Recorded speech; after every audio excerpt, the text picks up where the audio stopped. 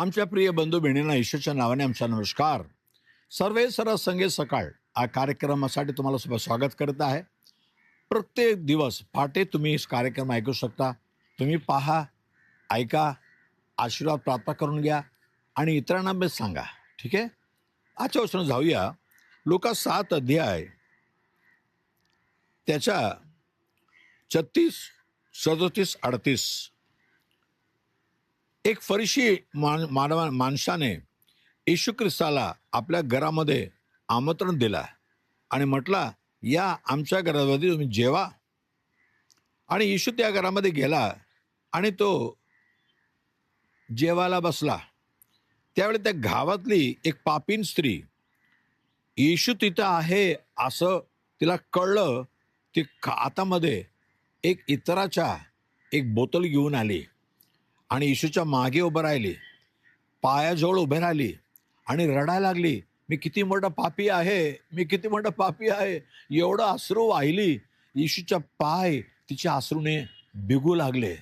भिगल्यानंतर तिने आपले केस काढली आणि केसाने येशूच्या पायाला पोचायला लागली. नंतर इतर लावून पुन्हा पोचू लागली.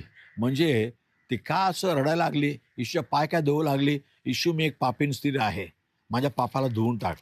त्यावेळी ते फरीशी ज्याने येशूला जेवायला बोलवलं होतं तो म्हणतो, हा ही किती मोठं पापीण स्त्री आहे आणि येशू संदेश आहे, याला माहीत नाही का, येशूला कळत नाही का या पापी स्त्रीला कसं त्याला स्पर्श करत देती, तिला हाकून लावायचं पाहिजे होतं. तेव्हा येशू म्हणतो, ती माझ्यावर प्रेम केलेलं आहे आणि तिने आपल्या पापासाठी रडलेली आहे, माझे पाय धुतले, माझ्याला चुंबन केली.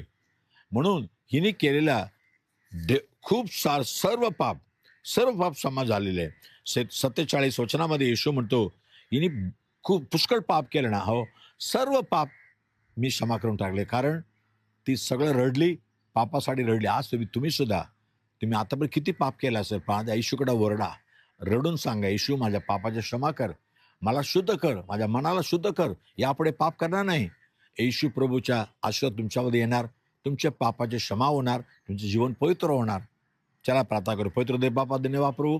ती पापीण स्त्री ते सर रडून येशूच्या पायाला भिगवली आणि अत्तर लावली, पण एक गोष्ट आपल्या पापासाठी रडली प्रभू. हो, मी एवढं मोठं पापी आहे, सर्व गावामध्ये सगळ्यांना माहीत आहे मी किती मोठा पापी आहे.